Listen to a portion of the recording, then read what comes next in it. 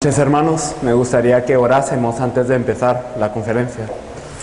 Dios Padre, te agradecemos. Señor, has permitido que en esta noche también se pueda predicar el Evangelio, Señor, que Jesús es el Cristo. Señor, permite que en este momento tu Espíritu Santo venga sobre nuestros corazones y que verdaderamente caigamos en cuenta de la magnitud, Señor, de la perfección de este Evangelio, Señor. Que tú eres el verdadero rey, el verdadero sacerdote y el verdadero profeta, que ya ha solucionado todos los problemas de la vida, Señor. Que esta palabra es perfecta, Señor, para salvarnos a nosotros, y hábil y lo suficientemente capaz para salvar a todo el mundo. Señor, que podamos disfrutar de esta bendición y que podamos estar ante ti en todo momento, Señor. Que todas las fuerzas de las tinieblas que intentan que este evangelio sea oscurecido pueda ser echado fuera, Señor, en el nombre poderoso de nuestro Señor Jesucristo, y que verdaderamente hoy podamos estar ante ti, recibiendo tu palabra, haciendo que esta palabra sea vida en nosotros, y que así podamos salvar a toda Arauca, Señor, a toda Venezuela, Señor, a toda Colombia, a toda Latinoamérica y a todo el mundo, Señor, porque esta es tu voluntad. Señor, te rendimos toda la gloria y toda la honra. En el nombre de nuestro Señor Jesús, quien es el Cristo, oramos. Amén. Me gustaría, hermanos, que pudiésemos ver un versículo para empezar. Me gustaría que nosotros viésemos Mateo 16, por favor. Abramos nuestras Biblias en Mateo 16.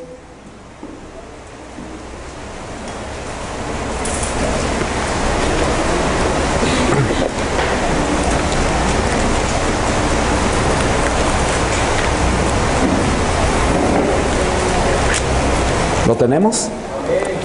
Mateo 16. Me gustaría que pudiéramos leer desde el versículo 13. Nos dice: viniendo Jesús a la región de Cesarea de Filipo, preguntó a sus discípulos diciendo: ¿quién dicen los hombres que es el Hijo del Hombre? Ellos dijeron: unos Juan el Bautista, otros Elías, y otros Jeremías o alguno de los profetas. Él les dijo: ¿y vosotros quién decís que soy yo? Respondiendo Simón Pedro dijo: tú eres el Cristo, el Hijo del Dios viviente. Entonces le respondió Jesús: bienaventurado eres Simón, hijo de Jonás, porque no te lo reveló carne ni sangre, sino mi Padre que está en los cielos. Y yo también te digo que tú eres Pedro, y sobre esta roca edificaré mi iglesia, y las puertas del Hades no prevalecerán sobre ella. Y a ti te daré las llaves del reino de los cielos, y todo lo que atares en la tierra será atado en los cielos, y todo lo que desatares en la tierra será desatado en los cielos. Entonces mandó a sus discípulos que a nadie dijesen que él era Jesús el Cristo. Amén. Vemos aquí una parte muy interesante de la Biblia, en donde Jesús, ya a punto de poder cargar la cruz, después de 3 años y medio de todo su ministerio público, Él viene a la región de Cesarea de Filipo, una región muy curiosa, porque es una región que antes tenía otros nombres. Ahora se llamaba Cesarea de Filipo en este tiempo. ¿Por qué? Porque estaba teniendo el nombre del César, el emperador romano de esa época, y también tenía el nombre de Herodes Filipo, quien era el gobernador de esta región en particular, y unidos estos nombres del César, que era Augusto en ese entonces, y Herodes Filipo, ahora se llamaba Cesarea de Filipo. Pero antes, ¿cómo se llamaba esta región? Antes se le llamaba Paneas, porque también era una región en donde se servía al dios Pan, quien es un dios pagano. Pero antes de eso, ¿cómo se llamaba? Baal-Gad, Baal-Hermón. ¿Por qué? Porque se servía al dios Baal en esta región. Pero antes de eso, ¿cómo se llamaba? Era una región de Canaán. Era una región prometida de Dios, que durante muchos años había tenido idolatría, que había servido a Baal, que había servido a Pan, y que ahora estaba bajo dominio del César romano. Y en esta región tan importante es donde Jesús pregunta a sus discípulos: ¿quién dice los hombres que es el Hijo del Hombre? ¿Quién dice las personas que soy yo? Porque Él había enseñado muchos milagros, Él había hecho muchas cosas, Él había demostrado muchas cosas durante toda su vida. Pero ¿qué es lo que dicen las personas? Los discípulos habían escuchado de lo que decían las personas, y habían escuchado rumores, y habían hablado con la gente, y ellos habían escuchado las siguientes cosas: que eres como Juan el Bautista, que eres como Jeremías, que eres como Elías, o que eres como alguno de los profetas. Y en ese entonces, la verdad es que Jesús no dijo nada. Porque ¿qué creían las personas? Juan el Bautista. Juan el Bautista era una persona de índole política. Era una persona que su primer mensaje fue: arrepentidos, el reino de los cielos se ha acercado. Él era alguien que no solamente hablaba este mensaje, sino llamaba a todas las personas a portarse bien, a seguir una regla, para ser inmaculados, para ser impecables cuando venga el reino de los cielos. Esto era el mensaje de Juan el Bautista. Y él, siendo de carácter muy fuerte contra la crítica política, ¿qué es lo que hizo? Él, ¿cómo murió? Murió siendo decapitado. ¿Por qué? Porque él había criticado al rey que había tomado a la mujer de su hermano. Entonces murió decapitado. Él era alguien que hacía un movimiento político, un movimiento legal. ¿Quién era Elías? Elías era alguien, un profeta de la antigüedad que tenía mucho poder, que hacía que bajara el fuego del cielo, que cuando él oraba entonces durante un gran tiempo no llovía, cuando él oraba otra vez entonces empezaba a llover. 850 profetas de Baal venció él solo. Un profeta que mostraba muchos milagros y poderes. Era alguien que hacía un movimiento de un poder místico. ¿Jeremías quién era? Jeremías era alguien que se le llamaba el profeta llorón. Era el profeta de lágrimas, que cuando Israel estaba padeciendo por la invasión de Babilonia, él lloraba por las viudas y él lloraba también por los huérfanos. Y entonces él era de dar pan y de dar abrigo y de ayudar a los pobres. Esto era lo que era Jeremías. ¿Y quién era uno de los profetas? ¿Los profetas quiénes eran? En ese entonces los profetas eran aquellos que compartían la palabra de Dios de bendición, y la gente pensaba que si recibía una profecía de Dios iba a irle bien en todo, que él iba a estar bien, que la gente iba a estar bienaventurada. Pero Jesús no respondió a nada de esto. ¿Qué quiere decir? La gente estaba viendo a Jesús como Juan el Bautista, un revolucionario, alguien que cambiaba la sociedad, alguien que venía a destrozar todos los sistemas que estaban y que venía a poner uno nuevo. Y hasta esto llegaban a ver a Jesús. Muchas iglesias de hoy también consideran a Jesús un Jesús de liberación. Especialmente en Latinoamérica se ha esparcido mucho lo que es la teología de la liberación, y consideran a Jesús un liberador de los oprimidos. Y esto sí es una parte de Jesús, pero no es el todo. Jesús no respondió a esto. Elías, un profeta de poder, de fuego, como muchos de la iglesia de hoy creen que Jesús es un profeta, que Él es alguien, un Dios que me va a sanar, que es un Dios que me va a resolver el problema, que es un Dios que me va a dar fuego y que me va a dar un Espíritu Santo para que yo me conmueva y me caiga. Pero a esto llegamos, a un Jesús místico, y Jesús no respondió a esto.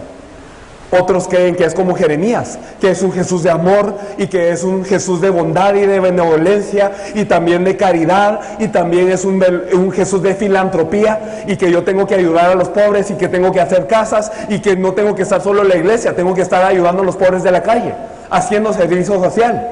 Eso es lo que creen muchas iglesias de hoy. Pero Jesús no dijo nada a esto. Y otros creían que era uno de muchos profetas, uno de tantos que les podía hablar el camino, uno de tantas religiones, otro más de las religiones que también son buenas, que también todas las religiones son buenas, y sí, Jesús está dentro de ellos y Él es bueno también, pero solo hasta ahí llegamos a creer muchos. Y Jesús no dijo nada ante esto. En vez de esto preguntó: ¿y vosotros quién decís que soy yo? Vosotros los discípulos, que habéis estado conmigo 3 años y medio, que habéis visto mis milagros, que habéis visto mis portentos, que habéis visto mis señales, que habéis escuchado mis prédicas, que habéis visto cómo yo hago las cosas, ¿quién decís que soy yo? Habéis dormido conmigo, habéis comido conmigo, habéis escuchado las palabras. Y les recuerdo, eran los discípulos quienes escuchaban eso, no era la multitud. La multitud había visto muchas de las señales, pero los discípulos escuchaban las explicaciones de estas señales. Los discípulos habían escuchado cómo Jesús les hablaba. Las parábolas no se las explicaba a nadie más, a los discípulos. Y ellos habían escuchado todo esto. Y les preguntó: ¿quién decís vosotros que soy yo? Y esta es la pregunta que le hace hoy a la iglesia, hoy a nosotros, a cada uno de nosotros que estamos aquí. Ustedes que creen en Jesús, ustedes que son los discípulos, ustedes que vienen a la iglesia, ustedes que verdaderamente dicen ser cristianos, ¿quién dicen que soy yo? Esa es la pregunta que Jesús hace. ¿Y saben qué? En este punto solo respondió uno. Los 11 entonces, o digamos los 12 de ellos, que estaban creyendo, igual que la gente, igual que como si él fuera Juan el Bautista, Elías, Jeremías o alguno de los profetas. creían de esta misma forma. Pero Pedro, y no Pedro mismo, sino con la revelación de Dios, se levantó y declaró una certeza. Me gustaría que lo viéramos en el versículo 16, por favor. Ustedes ya buscaron esta parte. Mateo 16, 16. Nos dice, respondiendo Simón Pedro dijo, tú eres el Cristo, el Hijo del Dios viviente. Y a esto sí reaccionó Jesús. Y no fue una reacción común y corriente. Muy bien, sí lo supiste.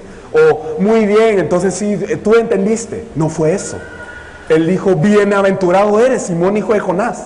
Bienaventurado eres porque eso no te lo reveló carne ni sangre. Podemos ver que Jesús se sorprendió de esta confesión. ¿Cómo tú lo supiste? Tú no lo puedes haber entendido con tu intelecto, o con tu razonamiento, o con carne y sangre. Esto te lo reveló el Padre. Tú no lo supiste porque tú quisiste, o porque tú fuiste perspicaz, o porque tú fuiste hábil. No, te lo reveló mi Padre que está en los cielos. Es una revelación del Padre lo que Él tuvo. Pero cuando Él confesó esta verdad, que Jesús es de Cristo, esta revelación divina que verdaderamente atraviesa toda la Biblia, que es la esencia de toda la Biblia, que es verdaderamente la razón por la que la Biblia fue escrita, por la que el Antiguo Testamento y el Nuevo Testamento fueron escritos. Cuando Él supo esta verdad, ¿qué es lo que le dice Jesús? Bienaventurado eres, eres bendecido eres. Dios te dio esta bendición. Y entonces desde ese punto le derrama todas las bendiciones. Me gustaría que viéramos los versículos subsecuentes. Nos dice, entonces, y yo también te digo que tú eres Simón Pedro y sobre esta roca edificaré mi iglesia y las puertas del Hades no prevalecerán contra ella. Y de esto queremos hablar hoy. ¿Qué es la verdadera iglesia? Y esto está en los temas que ustedes podrán tener apuntados. ¿Qué es la verdadera iglesia? ¿Una iglesia qué es? ¿Por qué nosotros somos iglesia? ¿Por qué llamamos a este lugar iglesia? ¿Por qué? Iglesia es verdaderamente aquellos que se reúnen creyendo en Jesús como el Cristo. Esto dijo Jesús, sobre esta roca yo edificaré mi iglesia. ¿Y qué roca era esta? ¿Sobre Pedro? ¿Pedro iba a ser la cabeza de la iglesia? No. ¿O iba a ser sobre algo más?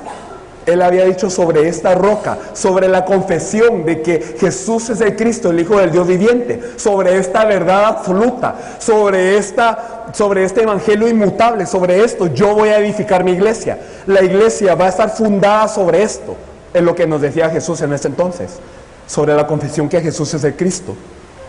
Podemos ver en Mateo 7, del 24 al 27, una parábola muy importante que nos da Jesús. Nos habla de dos cimientos en el que el hombre puede edificar. Nos habla que algunos hombres se edifican en arena, pero cuando viene la tormenta, y cuando viene la lluvia, y cuando viene el viento, se cae. Pero el hombre que edifica sobre la roca, aunque venga la tormenta y el viento y la lluvia y la tempestad, esa casa resiste. ¿Por qué? Porque fue edificada sobre la roca. ¿Y quién es la roca? ¿Qué es la roca? Que Jesús es el Cristo. Esta es la confesión de fe que forma una iglesia. Y si nosotros no hemos estado fundados en esto, y si nosotros no hemos creído en esto, y si verdaderamente esto es algo que nosotros no podemos llegar a entender, ¿quiere decir que somos iglesia o no? No solo porque nos reunimos somos iglesia. Este edificio en sí no es la iglesia. Cada uno de los creyentes que tiene la fe que Jesús es el Cristo es iglesia. Me gustaría que nosotros viéramos entonces un poco más acerca de esta iglesia.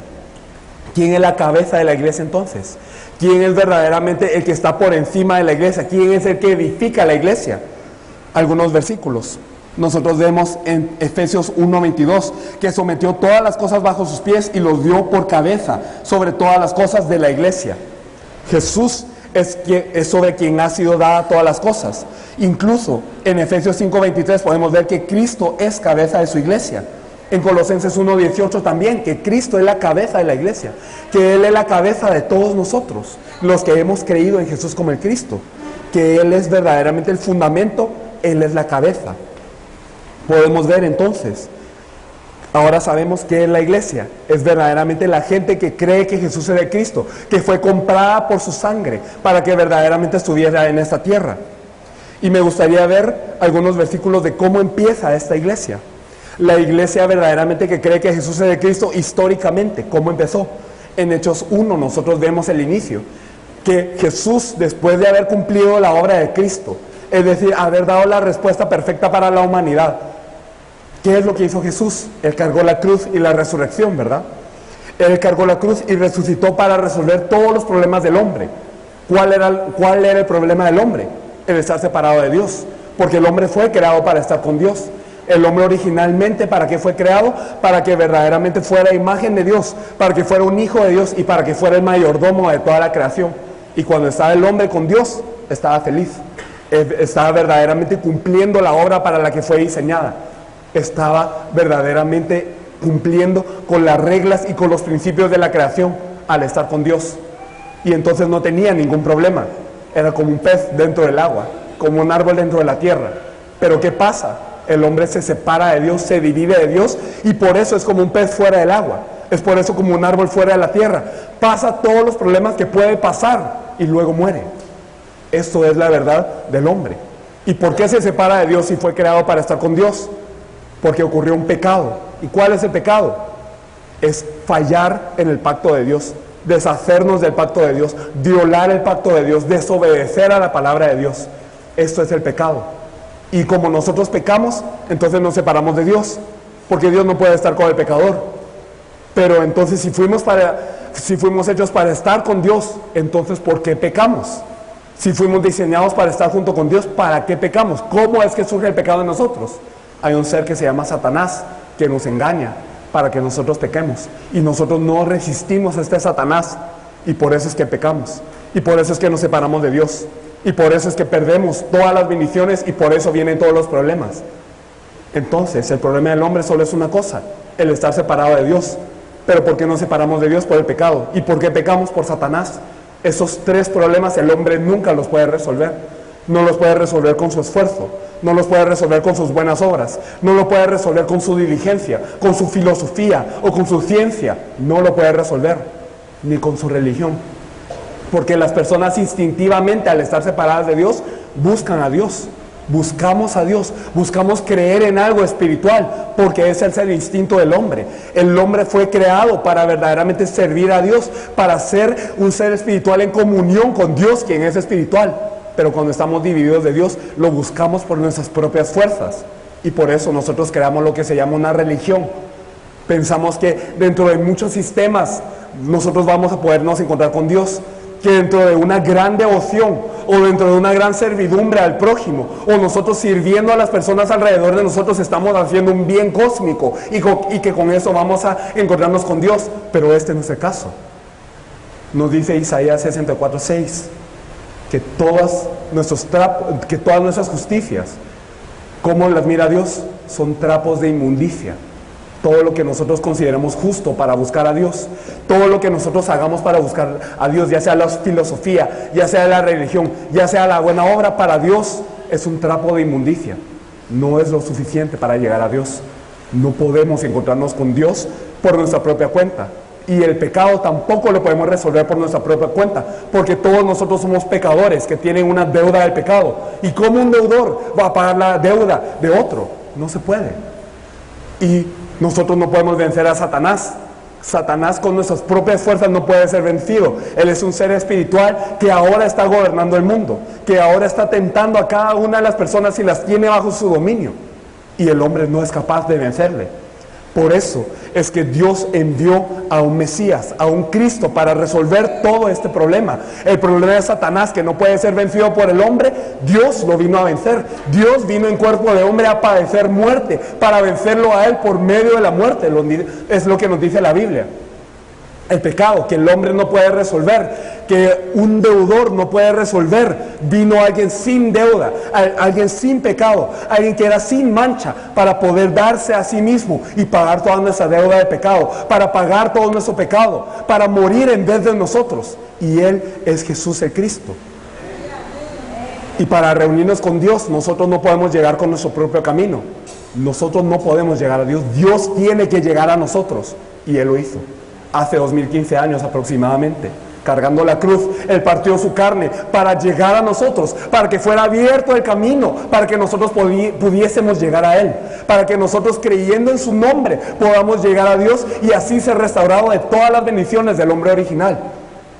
Y Él es Jesús el Cristo, el que cumplió todo esto. Y Él es la cabeza de la iglesia.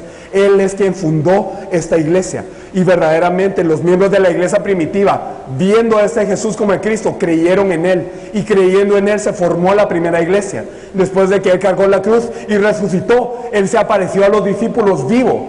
Y durante 40 días en el monte del Olivar les explicó concerniente al reino de Dios muchas cosas. Y antes de que Él ascendiese al cielo, ¿qué es lo que dijo? En Hechos 1:4, me gustaría que lo viésemos. Hechos 1:4.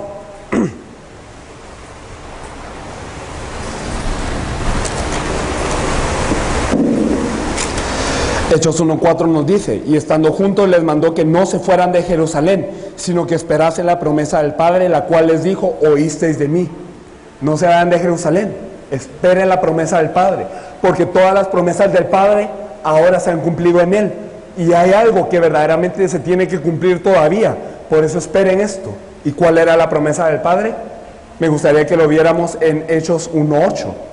Hechos 1:8 nos dice: pero recibiréis poder cuando haya venido sobre vosotros el Espíritu Santo, y me seréis testigos en Jerusalén, en toda Judea, en Samaria y hasta lo último de la tierra. Esta era la promesa del Padre, que vendría el Espíritu Santo y que verdaderamente ellos serían testigos en todo el mundo. Y en Hechos, ¿y por qué tenían que ser testigos ellos? ¿Para qué servía de que ellos fueran testigos? En Hechos 1:11 lo vamos a ver. Los cuales también les dijeron: varones galileos, ¿por qué estáis mirando al cielo? Este mismo Jesús que ha sido tomado de vosotros al cielo, y así vendrá como le habéis visto ir al cielo. Esto se los decían unos ángeles que habían aparecido con estos miembros de la iglesia primitiva, y les decían: varones de Galilea, ¿por qué se quedan viendo? Porque ese Jesús va, así como ustedes le han visto ir, Él va a venir de nuevo. Por eso tienen que ser testigos en toda la tierra. Y esta era la promesa con la que se fundó la iglesia primitiva. No se fundó solamente porque les gustaba reunirse.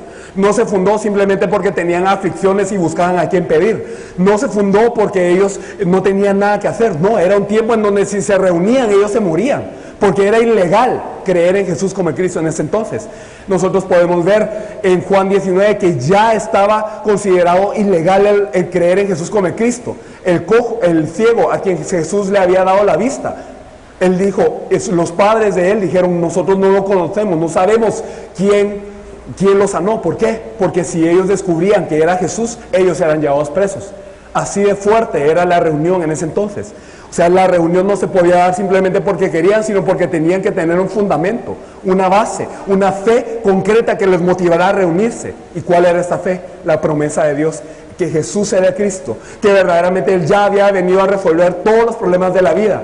Y como ellos ya tenían esta resolución, entonces este Jesús les dio otro pacto, que es que Él va a volver a venir, y que por eso anuncien esta verdad a todo el mundo, para que todos puedan proceder al arrepentimiento, para que todos puedan venir a esta verdad.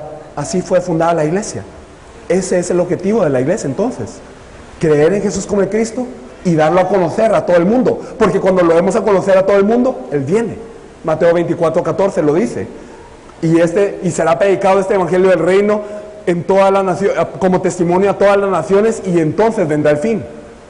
Esto es la promesa a la que se aferraba la iglesia primitiva. Y así empezó. Y entonces cuando ellos compartían el mensaje, cuando ellos compartían ¿qué mensaje? Jesús es el Cristo. Cuando ellos compartían el mensaje que está en la Biblia, entonces Dios añadía todos los días a los que habían de ser salvos a esta iglesia. Y así era la iglesia. Podemos ver que vamos a saltarnos la parte 2, pero en el punto 3 de sus apuntes pueden ver la forma de la iglesia.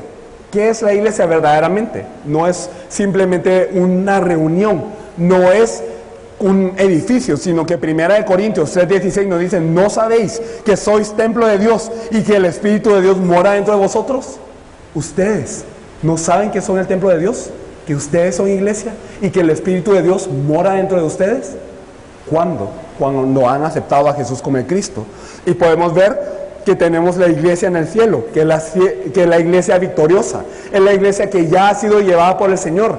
Especialmente nosotros vemos a Esteban, que cuando él fue mártir, cuando él terminó de predicar la palabra, el Señor se había levantado a la par del trono para recibirle. O sea que esta iglesia ya está victoriosa, ya la llevó el Señor para estar con Él. Pero hay una iglesia que queda aquí, que somos nosotros. ¿Y cómo es esta iglesia? Es la iglesia guerrera. es la iglesia que todavía tiene un trabajo por hacer en esta tierra. Y nosotros vemos cuál es este trabajo, lo vamos a discutir un poco después. La iglesia sin forma, verdaderamente cuál es decir, la iglesia intangible, cuál es, somos nosotros. Verdaderamente somos cada uno de nosotros la iglesia que es intangible, pero la iglesia con forma es, digamos, esta iglesia con forma, este edificio. ¿Cómo podemos saber esto? En 1 Corintios 1:2 o en 1 Tesalonicenses 1:1 o en Filipenses 1:2 nosotros podemos ver que Pablo se dirige a las iglesias de cada región. Entonces nosotros sabemos que las iglesias, la reunión de estas personas se les llamaba iglesia. ¿Y qué era esta reunión? Cada uno de los que creían en Jesús como el Cristo. ¿Y por qué existe la iglesia entonces? Por la gloria de Dios.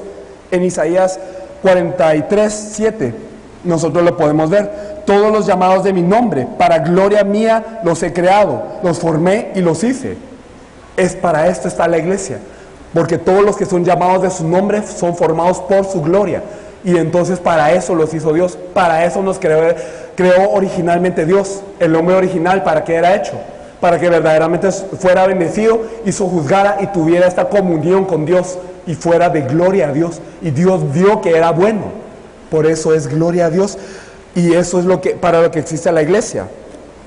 También el culto que nosotros damos, como debe de ser. Este pueblo he creado para mis mis alabanzas publicarán, nos dice Isaías 43:21. En Juan 4 nos dice que los que le adoran le deben de adorar en espíritu y en verdad, porque Dios es espíritu. Y entonces también podemos ver en Romanos 12, del 1 al 2, me gustaría que este versículo sí lo buscásemos, por favor. Romanos 12, del 1 al 2. Nos dice, así que hermanos, os ruego por las misericordias de Dios que presentéis vuestros cuerpos en sacrificio vivo, santo, agradable a Dios, que es vuestro culto racional. No os conforméis a este siglo, sino transformados por medio de la renovación de vuestro entendimiento, para que comprobéis cuál sea la buena voluntad de Dios, agradable y perfecta. Estos versículos nos dicen mucho, pero agarrando algunos puntos de ese versículo, presenten vuestros cuerpos en sacrificio vivo, y que este es el culto verdaderamente racional, que es un sacrificio vivo, santo, agradable a Dios, y este es el culto racional. ¿Qué quiere decir esto? Que nuestras vidas son el culto a Dios. No es simplemente venir a la iglesia los domingos o a veces en los sábados o cuando el pastor nos diga, no, sino que verdaderamente nuestras vidas son el culto racional a Dios. ¿Y cómo nosotros damos este culto racional? ¿Cómo nosotros glorificamos a Dios a través de nuestra vida? Nos dice en el versículo 2, no os conforméis a este siglo, sino transformados por medio de la renovación de vuestro entendimiento. La renovación de vuestro entendimiento, ¿para qué? Para que comprobéis cuál sea la buena voluntad de Dios, agradable y perfecta. ¿Cómo damos el culto a Dios? ¿Cómo a través de nuestras vidas damos el culto a Dios? ¿Nosotros destacando en nuestro campo? ¿Será que nosotros por estudiar bien o trabajar bien, será que damos el culto a Dios? O como muchos lo dicen, cuando tú estudias bien puedes ganarte un premio Nobel, y cuando tú subas al podio y ganes este premio Nobel, entonces dices, esto todo lo puede por la gracia de Dios, y te bajas. ¿Ustedes creen que eso es gloria a Dios? ¿Que ustedes creen que esa es la adoración que Dios quiere? ¿Que es verdaderamente el culto que Dios quiere? Aquí nos dice, ¿cuál es el culto racional? Nos dice para que comprobéis cuál sea la buena voluntad de Dios, agradable y perfecta. Entonces el dar el culto a Dios, ¿qué es? No simplemente es venir a cantarle, no es simplemente venir a recibir la palabra y darle el diezmo o la ofrenda. No es una forma que nosotros tenemos rígida de dar el culto a Dios, sino según este versículo, ¿cuál es el culto a Dios? El hacer la voluntad de Dios. El verdaderamente discernir y hacer la voluntad de Dios. ¿Y cuál es la voluntad de Dios? Eso es de lo que muchos creyentes tal vez se quedan. Muchos creyentes, especialmente en Latinoamérica, yo he visto que tienen un corazón puro para Dios. Quieren hacer la voluntad de Dios, quieren servirle a Dios, pero no saben cómo. No sabemos cómo. Simplemente yo quiero agradar a Dios y yo quiero alabarle a Dios y yo quiero exaltar a Dios, pero ¿cuál es verdaderamente la voluntad de Dios? ¿Qué es lo que Dios quiere que yo haga? ¿Cuál es la misión de la iglesia? ¿Por qué yo soy iglesia? ¿Por qué yo fui llamado iglesia? ¿Por qué yo fui llamado creyente? ¿Y por qué verdaderamente me permitió, aunque yo creo que Jesús es el Cristo y todos los problemas de la tierra ya están resueltos, por qué permitió que yo me quedara aquí? ¿Por qué no me llevó de una vez al cielo? ¿Se han preguntado esto? ¿Por qué yo estoy aquí en esta tierra? ¿Por qué Dios me permitió ser creyente? ¿Y por qué yo estoy aquí? ¿Para qué soy iglesia? Nosotros podemos ver Entonces, que no solo es el culto el objetivo de la iglesia, sino también la comunión de los santos y el entrenamiento y el cuidado de los santos. Y más que nada, la expansión del reino de Dios es la misión de la iglesia. La evangelización mundial es la misión de la iglesia. Me gustaría que nosotros viéramos Juan 6:40, por favor.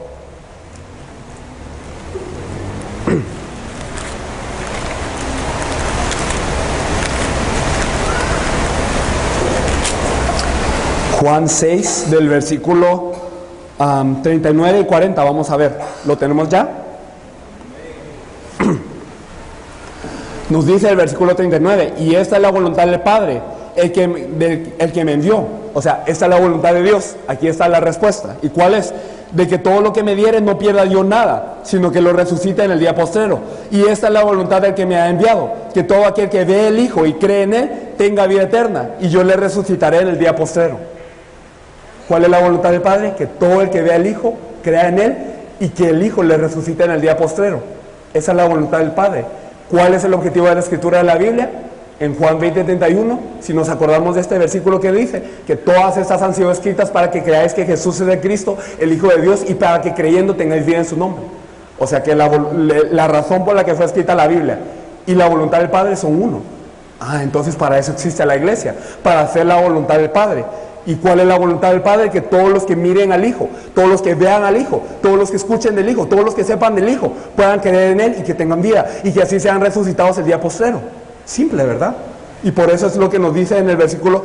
Me gustaría estos siguientes versículos, que son Mateo 28, desde hasta el 28, digamos, Marcos 16, Lucas 24, Hechos 1:8, todos nos hablan de una misma cosa.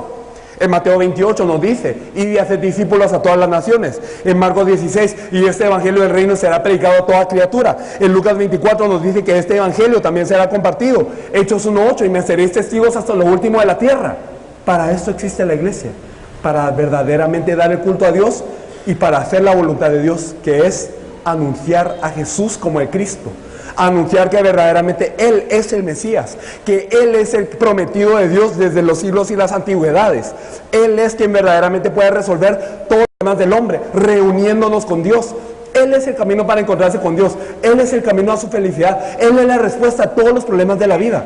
Esto es lo que la iglesia debe de predicar, y no otra cosa, sino a Jesús como el Cristo. Para esto fue edificada la iglesia, para esto fue levantada la iglesia. Ese es el propósito de la iglesia, y así fue la iglesia del libro de Hechos, que es nuestro modelo. Ahora nosotros somos así. ¿Será que nosotros estamos en este mismo camino? Debemos de ponernos ante Dios a pensar si nosotros hemos considerado que la iglesia es esto, o si es algo más. Eso es algo que verdaderamente ante Dios ustedes van a encontrar la respuesta. Me gustaría que viéramos el siguiente tema, que es el evangelismo de la Biblia. Entonces la iglesia fue llamada para compartir que Jesús es el Cristo, para creer primeramente dentro de su corazón y encontrar la respuesta contundente a su vida, que Jesús es el Cristo, que verdaderamente a través del Cristo, que es el verdadero Rey, el verdadero sacerdote y el verdadero profeta, todos los problemas de la vida se han resuelto. Y como todos esos problemas se han resuelto, entonces yo soy llamado a compartir esta verdad. ¿Y cómo yo comparto esta verdad? Simplemente como se me plazca, o simplemente haciendo eventos, o miles de maneras en las que yo pueda hacer. Esto es algo que nosotros debemos de pensar. Entonces, nosotros fuimos llamados a evangelizar, y nosotros fuimos llamados a compartir este evangelio. Y entonces nosotros vemos en la Biblia la forma para hacerlo, lo cual vamos a dejar atrás por un momento. Y vamos a compartir primero lo que está de último, para que nosotros entendamos con qué objetivo nosotros evangelizamos. Porque verdaderamente hay muchas iglesias hoy en día, y bueno, yo les puedo decir que vengo de Corea. Yo he estado en algunas iglesias en Corea. Corea tiene las iglesias más grandes del mundo. De las 10 iglesias más grandes de todo el mundo, 4 de ellas están en Corea. Y de estas 4, la iglesia más grande, es decir, la iglesia más grande del mundo, se encuentra en Corea. Es tan grande que tiene su propia estación de tren. Entonces, y tiene a 800,000 creyentes en una iglesia registrados, o por lo menos esas son las cifras, ¿verdad? Realísticamente considerándolo, son alrededor de desde unos 600,000 a tal vez unos 500,000. Aún así sigue siendo una cifra tremenda. y ellos tienen una cantidad de gente muy grande, y no solo estas iglesias destacantes, sino hay muchísimas iglesias que en Corea, digamos, pasan los 100,000. Hay muchísimas iglesias también que llegan a los 10,000. Entonces hay iglesias muy grandes, congregaciones muy grandes. Pero ¿cuál es el propósito de que se reúna la iglesia? Como hemos hablado, ¿para qué somos iglesia? Para verdaderamente compartir este evangelio y salvar a la gente. Pero estas iglesias grandes y enormes y tremendas, y estas mega iglesias que tienen un gran renombre, no están pudiendo salvar a Corea. Estas iglesias que son mega iglesias en Corea no están influenciando a Corea, no están compartiendo el evangelio que Jesús es el Cristo, y ni siquiera la ciudad en donde ellos están está siendo salvada. ¿Por qué? Porque si son tan grandes, porque si ellos tienen una gran influencia, porque si ellos tienen grandes cosas, ¿por qué no pueden salvar a la ciudad? ¿Por qué no se salva el mundo? ¿Por qué hay tantas iglesias en todo el mundo ya? ¿Por qué hay tanta presencia cristiana en todo el mundo ya y no se salva el mundo? ¿Por qué?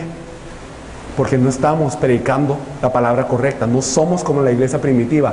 Primero, no tenemos el evangelio que la iglesia primitiva tenía. No estamos compartiendo el hecho que Jesús es de Cristo, y ustedes lo pueden verificar. Enciendan cualquier televisión, enciendan cualquier radio en una estación cristiana, y ustedes se van a dar cuenta de que lo que se predica muchas veces no es nada más que valores, no es nada más que tendencias de vida, no es nada más que comportamiento ético y moral.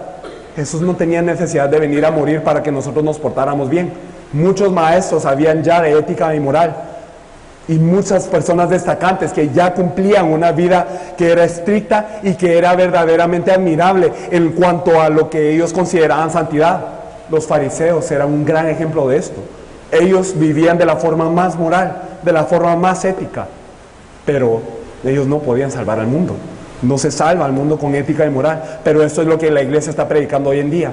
O como se había mencionado antes, milagros y potestades y señales y sanidades y cosas que a nosotros nos emocionan, y que en un momento nosotros decimos recibimos el fuego, y muchos predicadores andan diciendo reciba el fuego y reciba la presencia de Dios, y nosotros nos caemos y nosotros hacemos un gran relajo y nos caemos en la iglesia, y luego para ir a casa nos tenemos que levantar otra vez, y en la casa estamos igual. Jesús no vino a eso.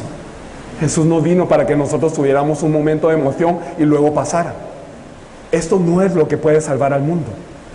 Entonces, verdaderamente este evangelio de la Biblia, el hecho que Jesús es el Cristo, el hecho que verdaderamente Él es el Mesías que vino a solucionar todos los problemas de la vida, y que ahora ya no vivimos por nosotros mismos, sino por Él. Esta verdad no se está predicando. No se está predicando la verdad de la iglesia primitiva. Entonces carecemos de una cosa que tenía la iglesia primitiva, que es el evangelio de la Biblia. También carecemos del evangelismo de la Biblia. Muchas veces nosotros nos hemos fijado en cómo evangelizar, pensamos en cómo traer gente a la iglesia, cómo buscar el método para que la iglesia crezca y se avive y abunde, pero verdaderamente no nos estamos basando en la Biblia, no nos estamos apoyando en la Biblia para lo que nos dice la Biblia acerca de cómo salvar a la gente. No estamos haciéndolo de la manera de la Biblia tampoco. No solamente no compartimos el evangelio de la Biblia, sino que tampoco estamos compartiendo lo del método de la Biblia, lo que compartimos ya. ¿Y qué carecemos? El fin de la Biblia, el fin que miraban los miembros de la iglesia primitiva. ¿Cuál era el objetivo de ellos? ¿Cuál era el deseo de ellos? ¿Cuál era verdaderamente la pasión que los hacía arder? Lo que los movía. ¿Cuál era el ímpetu que ellos tenían para compartir el evangelio a pesar de que fuera ilegal? A pesar de que ellos se morían si lo compartían. A pesar de que por muchas personas les podían criticar y que eran cortados de la sociedad judía a la que ellos pertenecían cuando predicaban el evangelio. ¿Cuál era este fin que ellos tenían? Esto es lo que vamos a ver en la fe maranata, que es la última lección que está en sus lecciones. Vamos a ver entonces un par de versículos. Vamos a ver Mateo 16, 28, por favor.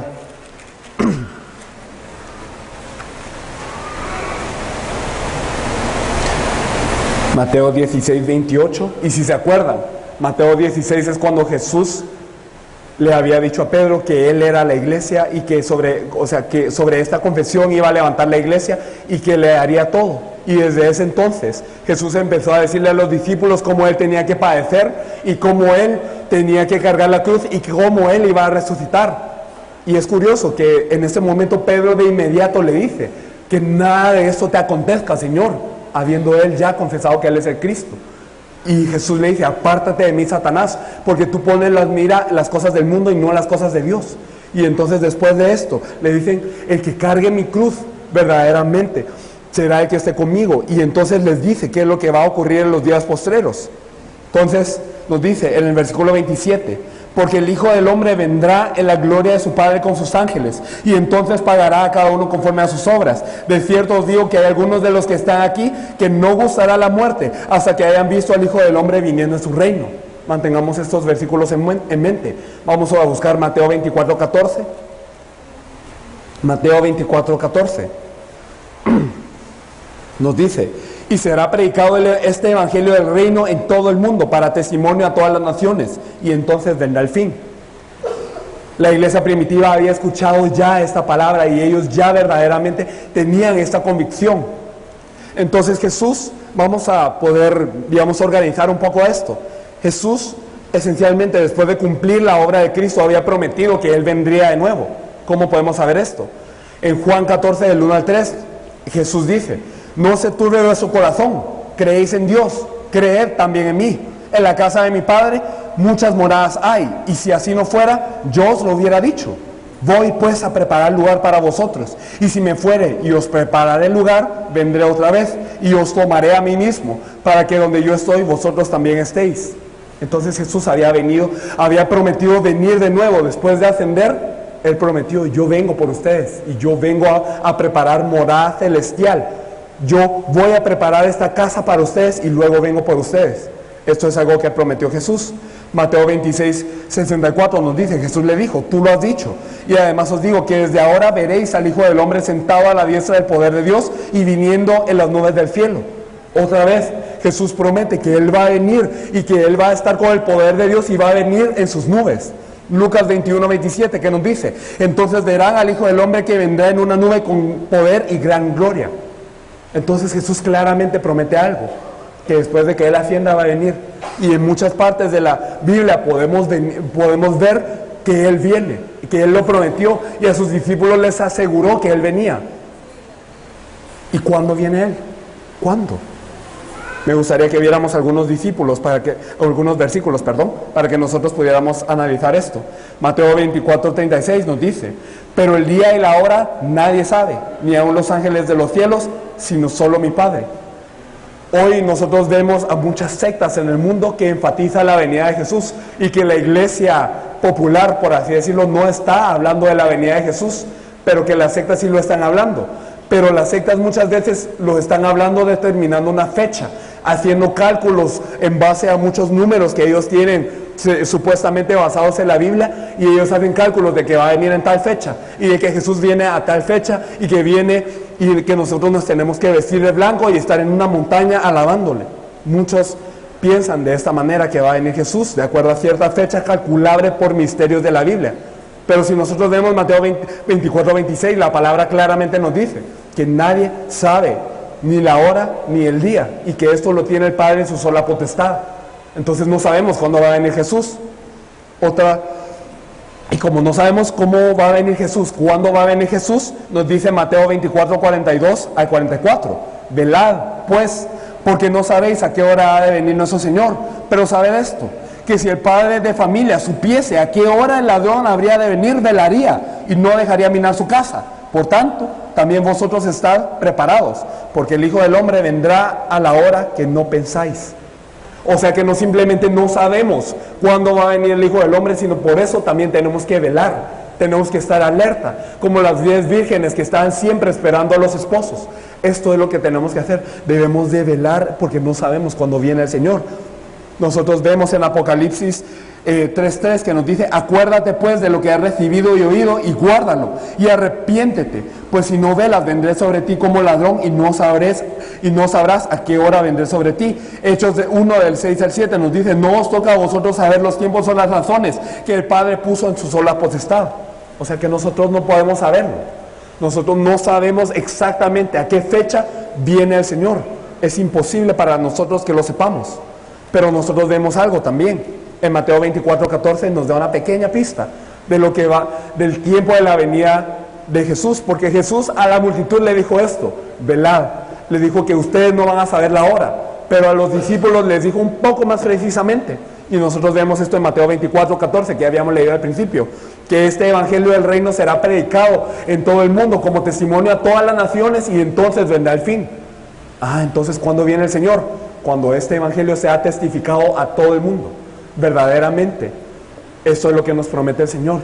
Entonces, por eso la iglesia fue establecida, para predicar este evangelio en todo el mundo. Y entonces, cuando se predique el evangelio en todo el mundo, entonces va a venir el Señor, aunque no sabemos exactamente cuándo. Pero Él nos promete que tiene que ser después de que vaya a ser predicado el evangelio en todo el mundo. Y por eso nos dice, y de hacer discípulos, por eso nos dice que verdaderamente este evangelio del reino será predicado. Y nos dice que este evangelio será predicado a toda la criatura, a todas las criaturas, y que seremos testigos hasta lo último de la tierra. Entonces, por eso es la razón que tenemos que evangelizar. Si necesitábamos más razones para evangelizar, esta es una de ellas. No solo que todas las personas están perdidas en el mundo y necesitan de este evangelio, no solo que es la voluntad del Padre que todos los que ven al Hijo puedan creer en Él y que Él lo resucite en el día postrero. No solo estas dos cosas, sino ahora tenemos una razón adicional más, que verdaderamente Él viene cuando este evangelio sea dado como testimonio a todas las naciones. Así que si ustedes no tenían una razón para compartir este evangelio, nosotros ya vemos que por lo menos en la Biblia hay 3. Y vamos a ver qué promesa entonces fue dada a los discípulos de Jesús. Nosotros vemos entonces que nos dice que cuando sea predicado el evangelio en todo el mundo va a venir el Señor. Eso lo tenemos claro. Pero Jesús le dijo algo más a los discípulos. En Mateo 10, 23 nosotros vemos algo. Mateo 10, 23 nos dice: y no acabaréis de recorrer todas las ciudades de Israel antes que venga el Hijo del Hombre. No van a acabar de recorrer todas las ciudades de Israel, porque Mateo 10, ¿qué parte era?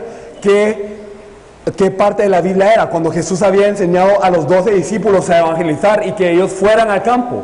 Después de todo les dice que no van a acabar de recorrer todas las ciudades de Israel antes que venga el Hijo del Hombre. ¿Y saben qué pequeña era Israel? Israel no era mucho más pequeña que Colombia, por ejemplo. Y todas estas ciudades que están en Israel, que no eran ni muchas, no las van a acabar de recorrer antes que venga el Hijo del Hombre, prometía Jesús. Entonces verdaderamente iba a venir a gran velocidad, iba a venir muy rápido. Él les había dicho que evangelizaran el mundo y les había dicho que no van a acabar de hacerlo antes de que venga el Hijo del Hombre. Nosotros podemos verlo también en Mateo 16, 28, que habíamos leído, que algunos de los que están aquí no gustará la muerte antes que venga el Hijo del Hombre. Entonces va a venir rapidísimo, va a venir durante mi vida, va a venir cuando yo esté vivo, cuando yo esté predicando el Evangelio, cuando yo esté cumpliendo la comisión de Dios y cuando verdaderamente todos hayan escuchado esto. Él va a venir y va a ser en mis días. Eso es la promesa que tenían ellos.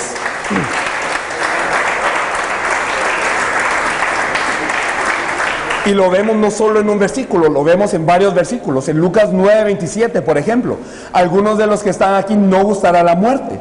En Mateo 24:34, cuando Jesús describe todas las cosas que van a ocurrir en los días postreros, ¿qué dice? Y no pasará esta generación hasta que esto acontezca.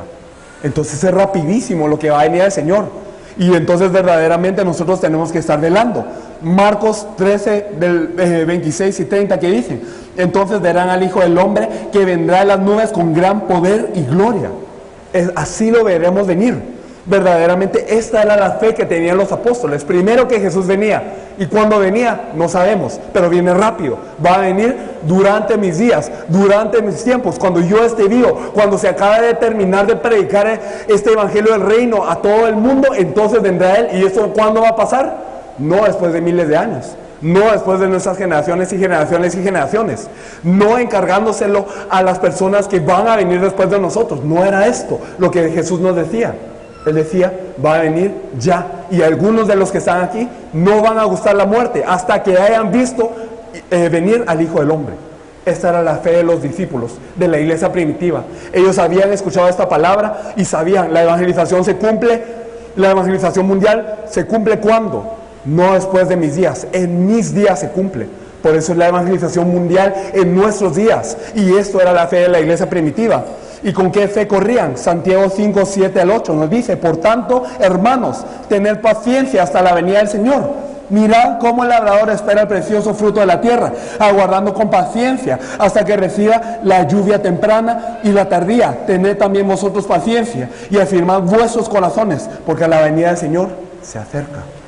Eso era la fe que tenían los miembros de la iglesia primitiva. Ellos verdaderamente creían que iba a venir el Señor en sus días. Primera de Corintios 7, del 29 al 31 nos dice: pero esto digo, hermanos, que el tiempo es corto. Resta pues que los que tienen esposa sean como si no la tuviesen, y los que lloran como si no llorasen, y los que se alegran como si no se alegrasen, y los que compran como si no poseyesen, y los que disfrutan de este mundo como si no lo disfrutasen. Porque, ¿qué nos dice? La apariencia de este mundo se pasa. ¿Cuánto era la fe de ellos? ¿Cuánto verdaderamente ellos creían que iba a venir el Señor ya en sus días? ¿Cuánto era la urgencia de predicar de ellos? Que ya el Señor viene, ya el Señor viene. Y por eso es que nosotros tenemos que anunciar esto a todas las personas. Tenemos que compartir a todas las personas para que ellos no se pierdan, más procedan al arrepentimiento. Esto era el corazón de ellos. Y por eso, si tú tienes esposa, vive como si no la tuvieras. Si tú estás feliz, no vivas como si tú estás feliz. Si lloras, no vivas como si estás llorando. Si compras, no vivas como si poseyeses. Todo esto del mundo pasa. Todo esto no es importante en comparación a la venida del Señor. Y esto ocurre ya. Esto es lo que pensaban los miembros de la iglesia primitiva, por lo menos. Podemos ver entonces en Primera de Tesalonicenses 1, del 6 al 10. Me gustaría que buscáramos este versículo todos juntos, por favor.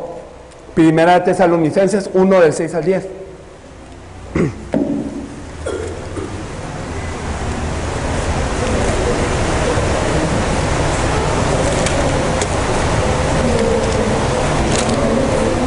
¿Lo tenemos ya?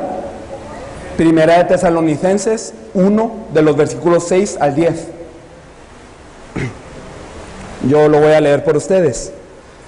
Nos dice: y vosotros vinisteis a ser imitadores de nosotros y del Señor, recibiendo la palabra en medio de gran tribulación, con gozo del Espíritu Santo, de tal manera que habéis sido ejemplo a todos los de Macedonia y de Acaya que han creído, porque partiendo de vosotros ha sido divulgada la palabra del Señor, no solo en Macedonia y Acaya, sino también en todo lugar. Vuestra fe en Dios se ha extendido, de modo que nosotros no tenemos necesidad de hablar nada, porque ellos mismos cuentan de nosotros la manera en que nos recibisteis y cómo os convertisteis de los ídolos a Dios para servir a Dios vivo y verdadero, y esperar de los cielos a su Hijo, al cual resucitó de los muertos, a Jesús, quien nos libra de la ira venidera. Entonces, explicando un poco este versículo, Pablo escribe a los miembros de la iglesia de Tesalónica. ¿Y qué es lo que cuenta Pablo? Que él se había encontrado con algunas personas de Macedonia y de Acaya que han creído por medio de ellos. Que la iglesia de Tesalonicenses les habían compartido a esos de Macedonia y Acaya, y ellos habían creído por esto. Pero ¿qué es lo que habían creído? Si nosotros vemos aquí, entonces podemos ver que en todo lugar vuestra fe en Dios se ha extendido, de modo que nosotros no tenemos necesidad de hablar nada. O sea, ellos ya los habían evangelizado y el equipo de Pablo ya no tenía necesidad de compartirles.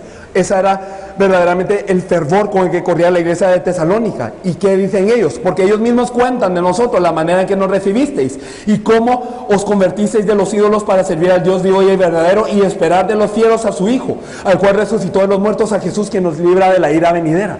O sea que verdaderamente los de Tesalónica les habían contado a los de Acaya y a los de Macedonia que cómo habían recibido los de Tesalónica a Pablo y cómo aceptaron esta verdad que Pablo predicaba. ¿Y cuál era la verdad que Pablo predicaba? Que Jesús es el Cristo. Y que verdaderamente cuando ellos aceptaron a Jesús como el Cristo, ellos tiraron a todos los ídolos, porque ya no tenían necesidad de ídolos y se habían convertido para servir al Dios vivo y verdadero. ¿Y hacer qué? En el versículo 10, y esperar de los cielos a su Hijo, el cual resucitó de los muertos, a Jesús, quien nos libra de la ira venidera. O sea que desde el principio que Pablo predicaba, ¿qué predicaba él? Que Jesús viene. Jesús, o sea, el hecho de que Jesús no viene no era un avance que después hubo en la iglesia, no, eso estaba desde el principio. Jesús había prometido desde el principio que Él venía, y con esta urgencia corría la iglesia primitiva, y ellos predicaban porque ya el Señor venía. Si nosotros vemos Hechos 20:24, podemos ver la confesión de Pablo. Nos decía: pero en ninguna cosa hago caso, ni estimo preciosa mi vida para mí mismo, con tal que acabe mi carrera con gozo y el ministerio que recibí del Señor Jesús, para dar testimonio del Evangelio de la gracia de Dios. Esta era la fe de Pablo. Y Pablo, ¿cuándo confesaba esto? Cuando él estaba a punto de ser llevado a Roma como prisionero. ¿Qué es lo que él confesaba? Que ya no me importa mi vida, Ya mi vida terrenal, todo eso, no hago caso de esto, ni es preciosa cosa alguna para mí. ¿Por qué? Con tal de que acabe mi carrera. ¿Y cuál es esta carrera? El ministerio que recibió el Señor Jesús. ¿Y cuál es el ministerio que recibió el Señor Jesús? Dar testimonio del Evangelio de la gracia de Dios. Dar testimonio del Evangelio de la gracia de Dios. ¿Y cuál es el Evangelio de la gracia de Dios? Que Jesús vino como el Mesías, que Jesús vino como el Cristo y que nos ha librado ya de todo problema y que ahora por medio de Él podemos estar con Dios y que ahora no es nada problema. Este es el verdadero Evangelio de la gracia de Dios. Y esto era lo que predicaba Pablo, y él no estimaba cosa alguna preciosa para su vida, para predicar este Evangelio nada más. En Apocalipsis 22, me gustaría que viéramos lo que dice. Apocalipsis 22 es el último libro de la Biblia, el último capítulo, y nos dice, vamos a ver el versículo 12: He aquí yo vengo pronto, y mi galardón conmigo, para recompensar a cada uno según sea su obra. He aquí yo vengo pronto y mi galardón conmigo, nos promete el Señor. En el versículo 20, el que da testimonio de estas cosas dice: ciertamente vengo en breve. ¿Y quién da testimonio de estas cosas? Es Jesús, quien es el Cristo, quien da testimonio de esas cosas. Amén, sí ven, Señor Jesús. Y en esto se resumía la fe de la iglesia primitiva. Amén, sí ven, Señor Jesús. Ellos anhelaban la venida del Señor. No es como la iglesia de hoy, muy diferente.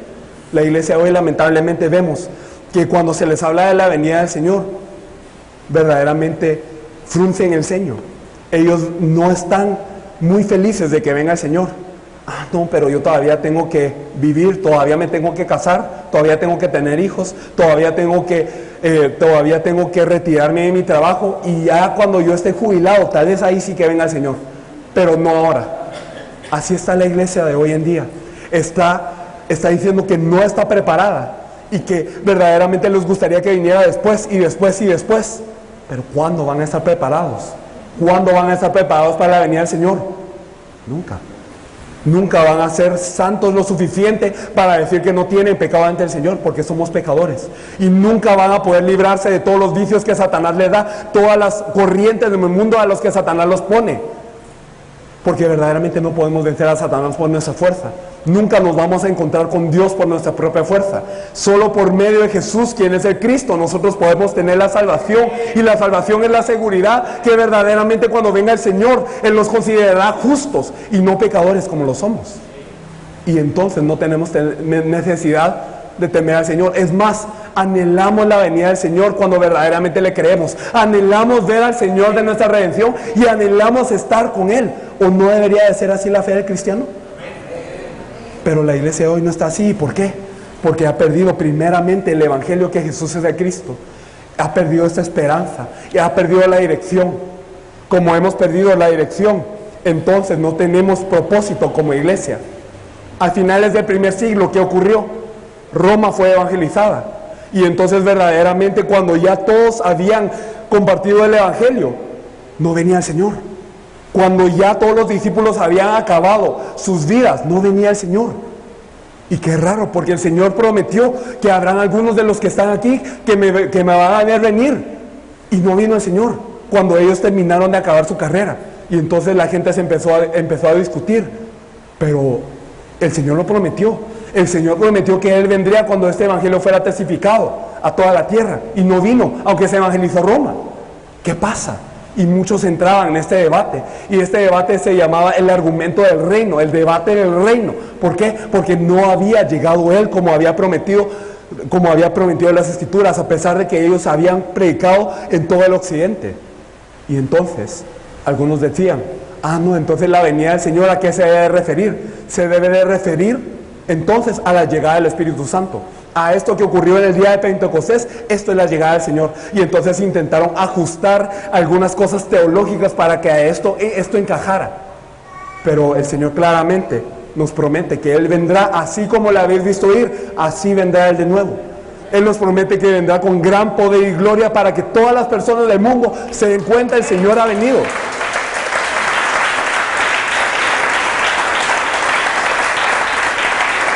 ¿Y qué quiere decir esto? Quiere decir que la venida del Espíritu Santo no fue la venida que esperábamos.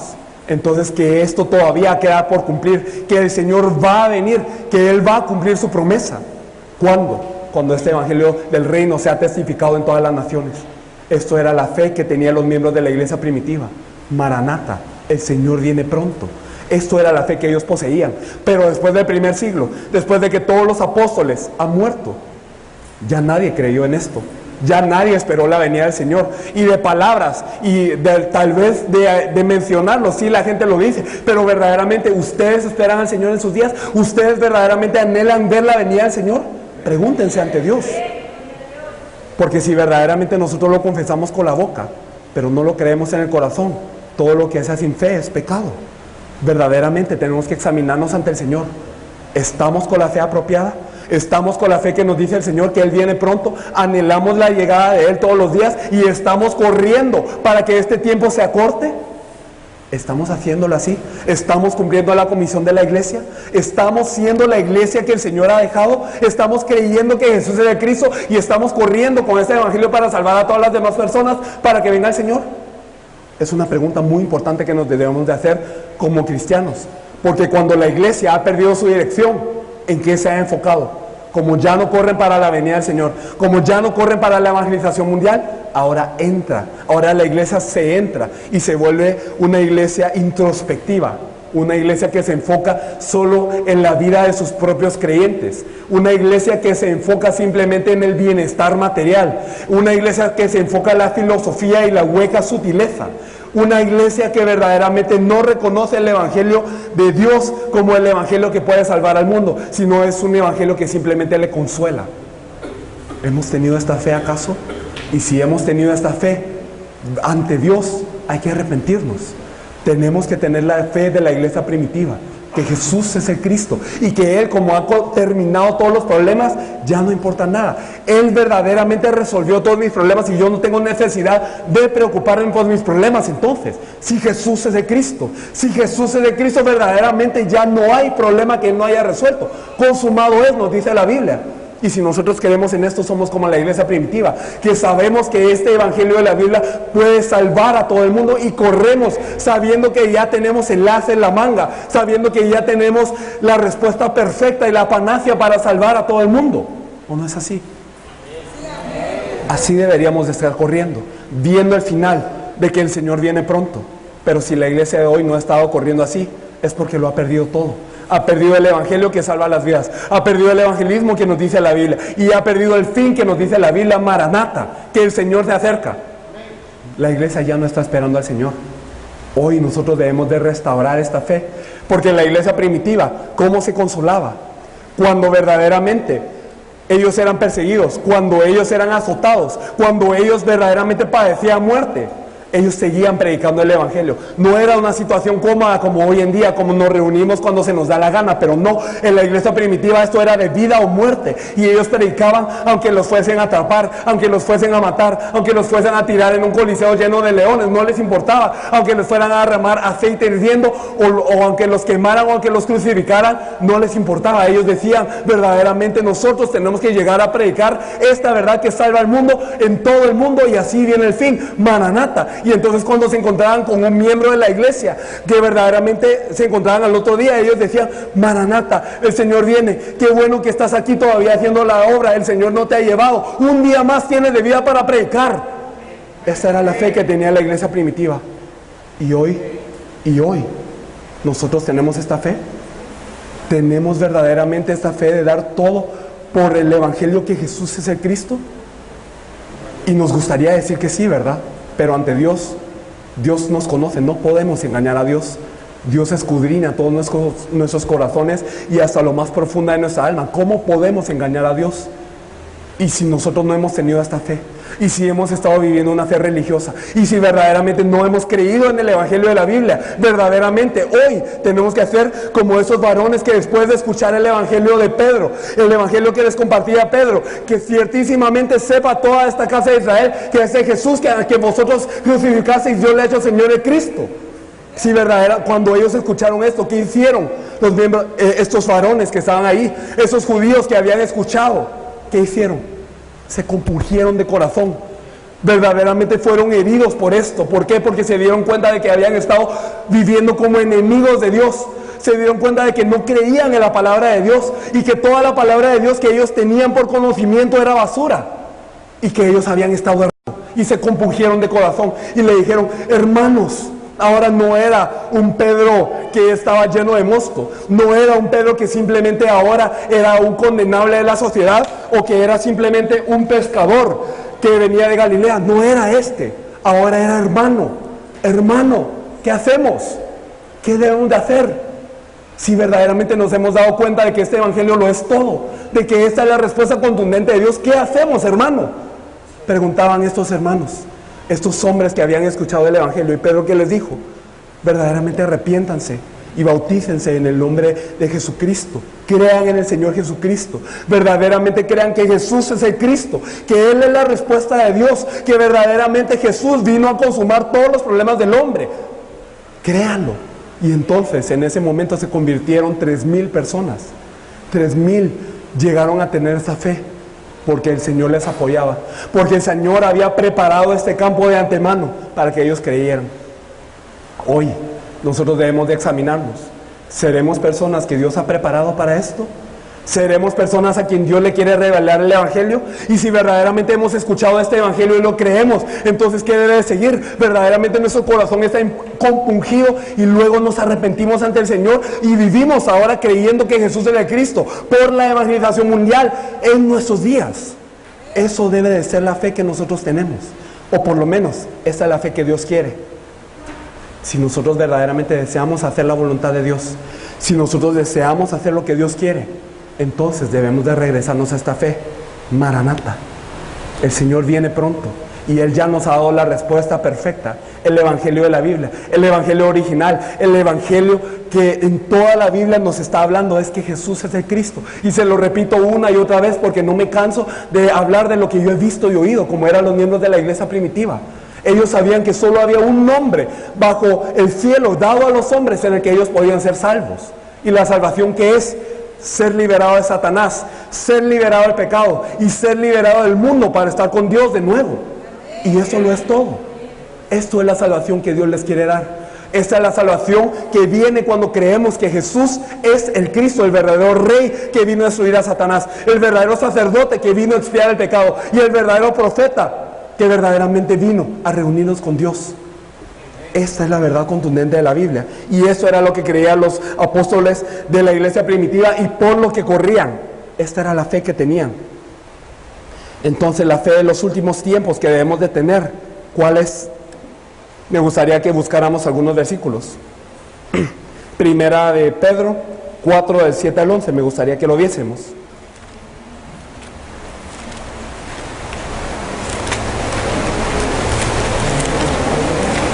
Primera de Pedro 4, del 7 al 11.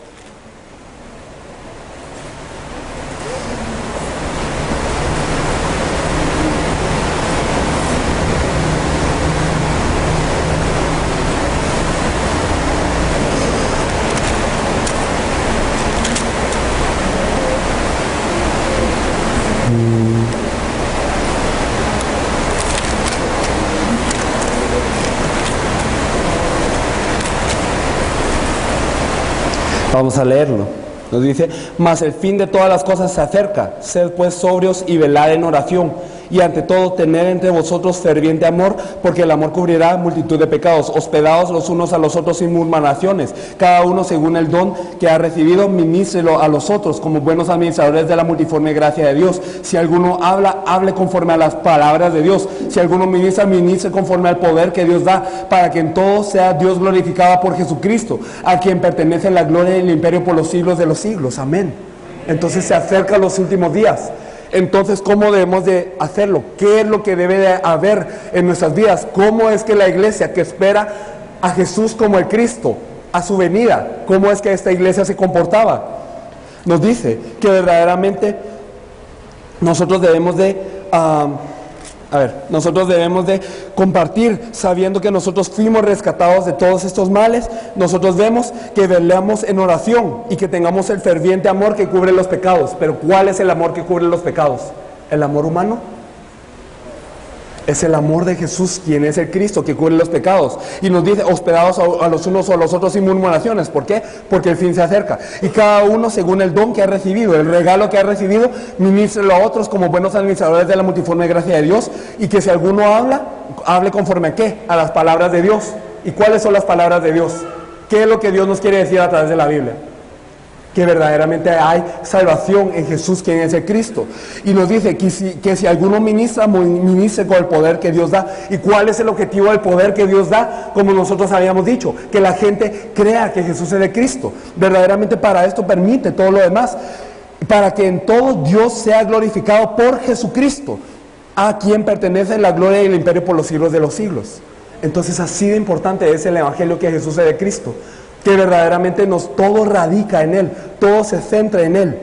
Esto es lo que podemos ver en estos versículos. Y si nosotros hemos visto que esta conclusión de vida ya aplica en nosotros, si verdaderamente nosotros hemos creído que Jesús es el Cristo y que por ende no tenemos ningún problema ya, entonces vivimos por Él. Vivimos para ser buenos soldados de Cristo. Y los soldados buenos no se enredan en los asuntos de la vida, sino que viven para agradar a aquel que los llamó por soldados. Ya no es verdaderamente el problema de la casa, ya no es el problema de la economía o del trabajo o de todo el empleo de la escuela que podamos tener lo importante, si verdaderamente hemos creído que Jesús es el Cristo, porque verdaderamente ya todo esto está resuelto. Ya Él vino y dijo consumado es, porque nosotros sabemos que no es el problema de esto, sino el problema verdadero del hombre ha venido a ser solucionado. Ya estamos con Dios, ¿sí o no? ¿Somos morada del Espíritu Santo, sí o no? Entonces, ¿por qué se siguen afanando? ¿Por qué se siguen preocupando de las cosas de la vida? ¿Por qué todavía tienen que seguirse preocupando de las cosas que van a suceder o no en el futuro? ¿Por qué ahora el trabajo es importante? ¿Por qué verdaderamente la escuela es importante? ¿Por qué todo es importante todavía? Si hemos creído que Jesús es el Cristo. Y no les digo esto en ánimo de que dejen su trabajo o que dejen su escuela. No, deben de saber la razón por la cual ustedes están haciendo las cosas. Deben de saber la razón por la cual Dios los puso en esta tierra. Porque ustedes no viven ya según la carne, si han creído. Viven según el Espíritu. Y el Espíritu de Dios, ¿cuál es el objetivo que tiene? Que verdaderamente ustedes vivan por la evangelización de todo el mundo. Esta es la verdad que nos dice la Biblia. Y si nosotros buscamos de nuevo los versículos que nosotros hemos visto al principio, Mateo 24:14. Ya con esto me gustaría concluir el tiempo de hoy, porque no nos da tiempo para mucho ya. Mateo 24:14 nos dice: y será predicado este evangelio del reino en todo el mundo, para testimonio a todas las naciones, y entonces vendrá el fin. ¿Y cuándo vendrá este fin? En Mateo 16:28 nosotros lo vemos. Mateo 16:28 nos dice: de cierto os digo que hay algunos de los que están aquí que no gozará la muerte hasta que hayan visto al Hijo del Hombre viniendo en su reino. Amén. Para hacer un pequeño orden, un resumen de todo, ¿qué es lo que hemos visto hoy? ¿Cuál es la verdadera iglesia? ¿Cómo somos nosotros? ¿Cómo nosotros somos verdadera iglesia? Creyendo que Jesús es el Cristo. Cuando nosotros estamos sobre el fundamento de la confesión que Jesús es el Cristo. ¿Y qué quiere decir que Jesús sea el Cristo? Que Él es la respuesta que Dios ha enviado. Él es el Mesías que Dios ha enviado, como verdadero rey que puede destruir a Satanás que nos agobia la vida, como el verdadero sacerdote que puede solucionar el pecado que nos divide de Dios, y como el verdadero profeta que es la palabra viva y el camino vivo para que nosotros podamos llegar a Dios. Y si nosotros estamos con Dios, entonces estamos en el estado original del hombre, en donde nosotros tenemos comunión de Dios. Somos un pez en el agua de nuevo. Somos un árbol que ha sido plantado en la tierra de nuevo. Y disfrutamos otra vez de todas estas plenitudes y de todas estas bendiciones dentro de Dios, pero no simplemente para vivir bien, no simplemente para vivir de una forma amena y agradable. No. Dios nos ha dado un propósito como iglesia, y esto que es predicar este evangelio, anunciar este evangelio. ¿Por qué? Para la salvación de las personas, y no simplemente porque es para salvar a estas personas porque yo me compadezco a ellas, sino porque es la voluntad de Dios que todo aquel que vea al Hijo verdaderamente pueda creer en Él, y que el Padre le resucite en el día postrero, y que todo lo que ha sido dado al Hijo no lo pierda. ¿Y para qué? Para que también venga el Señor. Porque nos dice que cuando prediquemos este evangelio hasta el fin de la tierra, cuando prediquemos este evangelio a todas las naciones, entonces viene el fin. ¿Y cuál es el fin? que regrese al Señor. Y regrese al Señor, y entonces verdaderamente nosotros nos encontraremos con Él, y entonces verdaderamente se cumple esta palabra de Dios. Ahora, nosotros tenemos un papel en esto. Fuimos llamados para esto. Nosotros fuimos llamados para que este tiempo se acortara. ¿Por qué Jesús no ha venido en 2015 años? ¿Porque se tarda mucho tiempo en preparar morada para tanta gente? ¿Se tardará Él mucho en preparar morada para 7 billones? No, no es porque Jesús está tardando, como lo tienen algunos por tardanza, sino que Él es paciente para con nosotros, para que todos nosotros procedamos al arrepentimiento. Y eso no nos quiere hablar simplemente de los no creyentes, no simplemente de las personas que están en su pecado aún, que todavía están bajo las manos de Satanás, que todavía están separados de Dios, sino de nosotros. ¿Por qué es que el Señor no viene? ¿Cómo es que la gente va a invocar su nombre si es que ellos no han creído? ¿Y cómo es que ellos van a creer si ellos no han escuchado? ¿Y cómo ellos van a escuchar esta palabra de Dios si alguien no les ha predicado? ¿De dónde entonces? ¿Qué es nuestro papel en esto entonces? Debemos de predicar este evangelio. ¿Pero cuál evangelio? No un evangelio que nos dé la gana, no un evangelio que nosotros consideremos que pueda salvar a esta persona, no ética, no moral, no un evangelio legalista o misticista o humanista, sino el evangelio que nos dice la Biblia. ¿Y cuál es este evangelio que nos dice la Biblia? ¿Cuál es el centro de toda esta Biblia? ¿Cuál es el núcleo, la esencia de la carta de Dios, el mensaje principal, el tema principal que atraviesa toda la Biblia? ¿Lo podemos confirmar una vez más? En Juan 20:31, por favor.